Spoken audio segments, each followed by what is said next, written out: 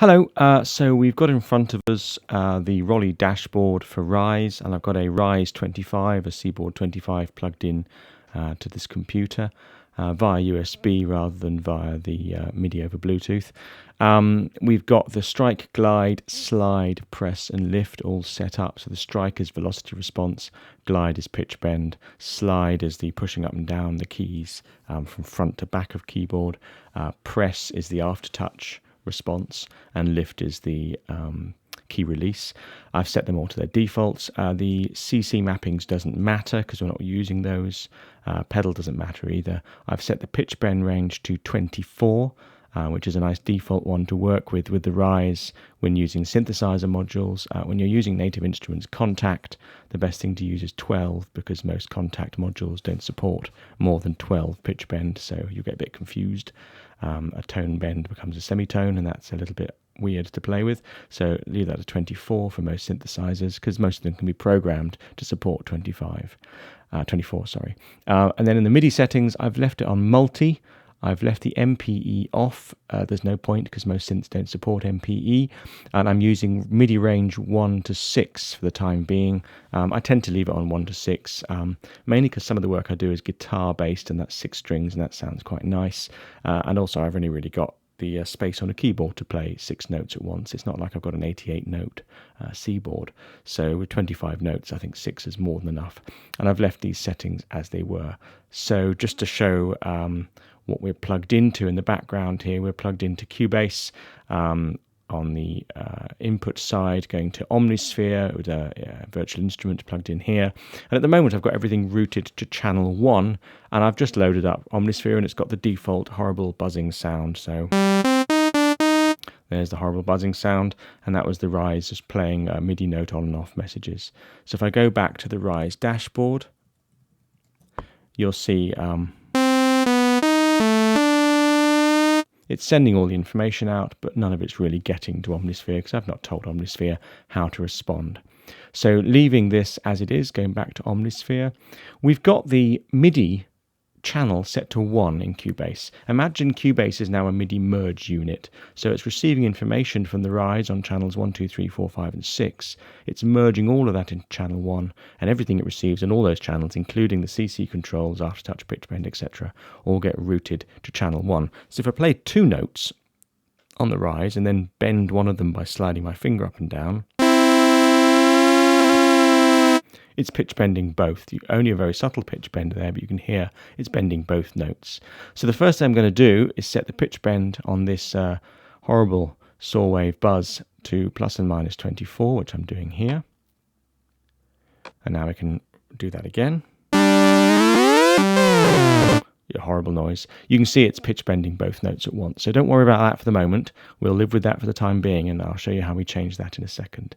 But first we need to make this sound a little bit nicer with the Rolly. So the controls you've got with the Rolly are CC74, which is the slide backwards and forwards, aftertouch, which is the pressure, and then you can assign the sliders on the other side, but I'm just going to worry about them, and pitch bend. Well, we sorted pitch bend. We've got 2 octaves of pitch bend, and that's working fine on this sound. So I'm just going to give myself a little bit of release and a slightly softer attack. Ooh, too much release. A little bit less release. I can give it a little bit of analog sound and just tweak the shape. No, that sounds even worse. There we are. A little bit of a square wave in there as well. So the first thing I'm going to do is just something very simple. Let's just modulate the filter, let's say, with aftertouch. So I'm going to go here and change the source, in this case, to aftertouch. And I'm going to check the target to filter cutoff. I'm going to turn the filter on. It's already on a basic 12 decibel low pass filter. So hopefully now if I just press a key, there we are. I get a nice little filter cutoff there.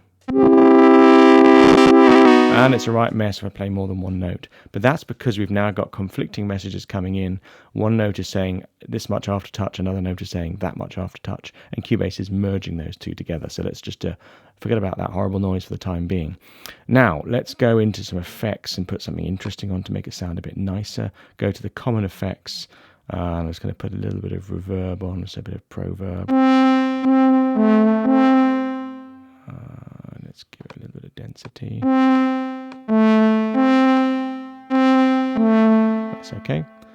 And let's do something a little bit strange. Boo, boo, boo, boo.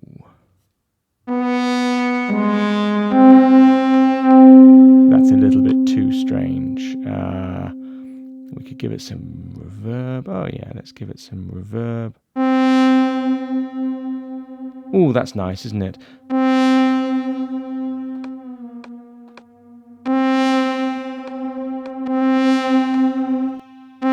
So without it, and with it.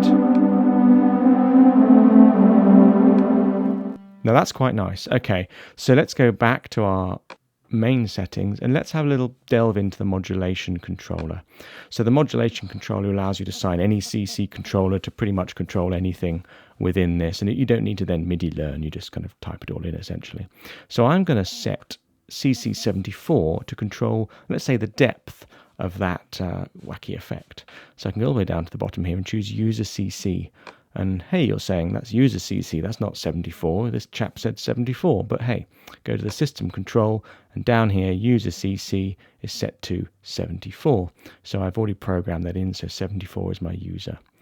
And of course the Rolly uses 74. So let's go back there, user CC, let's control that to go to the Retroplex mix.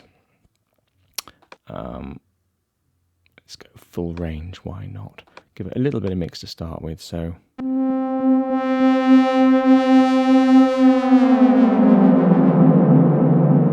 Oh, I quite like that.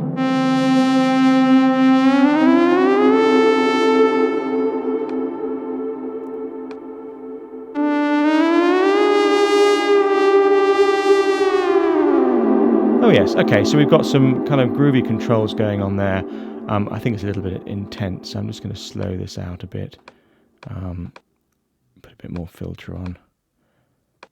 And change the year to 80, so it's a bit...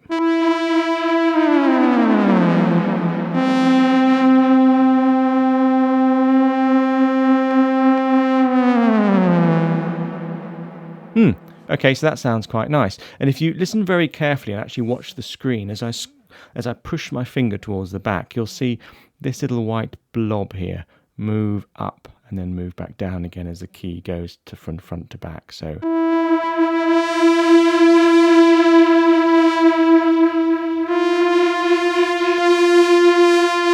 you can see it moving around. It depends where I'm putting my finger on the key.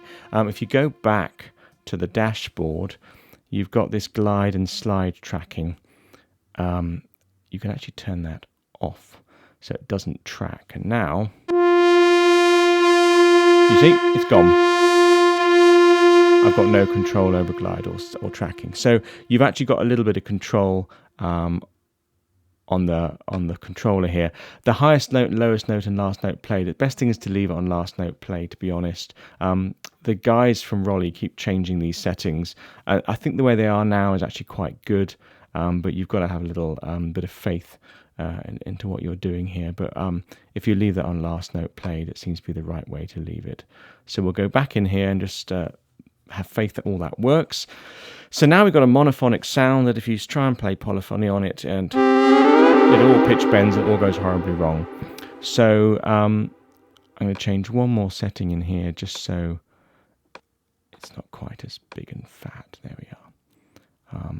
We've got more settings over here. I think I'll leave it as it is. That's fine. Okay, so we go back to make sure everything's set up right. Happy with that. Just take that away a bit to about there. And then I'm going to go back to the main window, and there we are, ready to play. So I want to set this to polyphonic now. So the first thing I do is I go over to the window here and change this to any channel. Now if I play some notes, well, I played 7 notes there in sequence, and I only played 1 note. If you look on the screen, as I'm hitting this note, it's firing on channel 6. That's channel 1. That's channel 2. That's channel 3, and you can see them all flashing up as I hit the notes. So now we want to be able to duplicate what's on channel 1, which is our synth we've created, onto all the other channels. Well, you could laboriously copy paste, or you can use the wonderful facility within Omnisphere that says clone part 1. Done. So we've now got all of that part 1 cloned over each of the other parts. I'm just going to reduce the volume a little bit on this and just play a chord.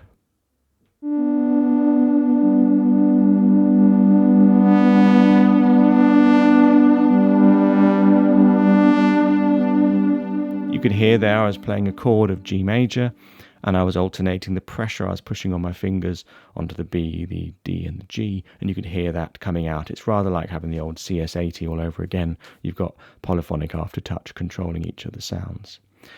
You've now got slide as well, so let's just place a couple of little static notes down the bottom.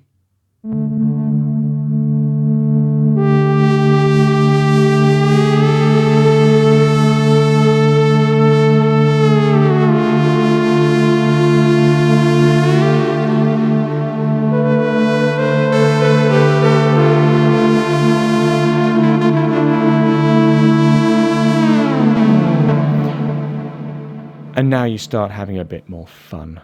It's amazing what you can do with just a 2-octave keyboard. We can octave down that another octave and do some nice kind of deep drones.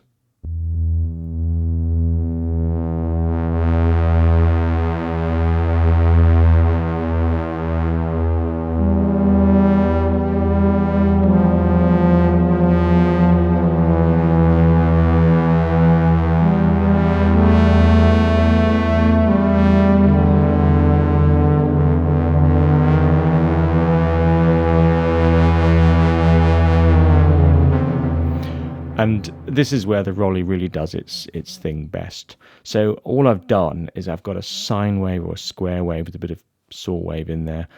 I've done some fiddling with some effects, and I've done a few clicks, and I've got this strange ethereal synthy sound I can then play with the Rolly. So all I can say is just play. Omnisphere is unique in the fact you can clone parts, and that's why I've just shown it to you today. There are a number of other synths out there that support this multi-channel, one of which is Synthmaster, which I'll be talking about a bit later, and of course Contact can do this too with a little bit of help, and I'll go through that as well. So I think it's a great synth, it's a great keyboard to play with. You can't use it for everything, it really just sounds rubbish with piano, but it sounds great with these sort of synths.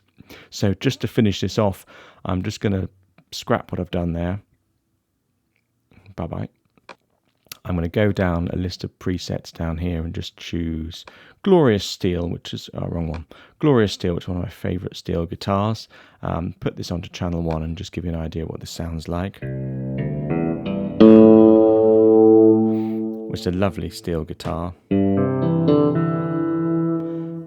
Set the pitch bend to plus or minus 24. So this is how quick it is just to use a standard preset. Just make sure, yep, pitch bend works fine. Great. And then all I need to do is go to Utility, clone part 1. And now I've got a 8-part multi-timbral, or in my case 6-part, but a 8 you've got on the screen, multi-timbral, key responsive, independent pitch bend guitar.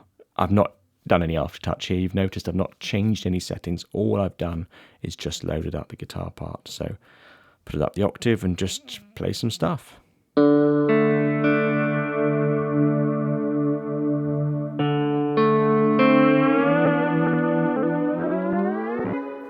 And because I'm daft, I forgot to change this back to any. Let's do that again.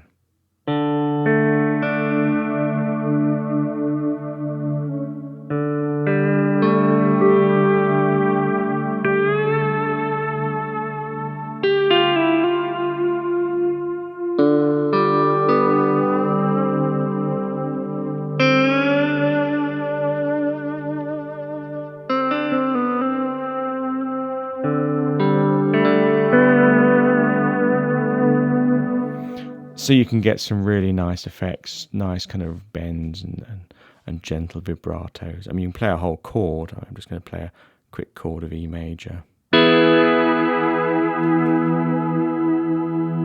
then by just wiggling my fingers there, you could hear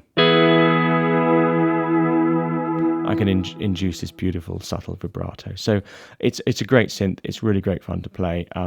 If you haven't got one already, go buy one. If you have got one and you have got Omnisphere, start playing. It's fantastic.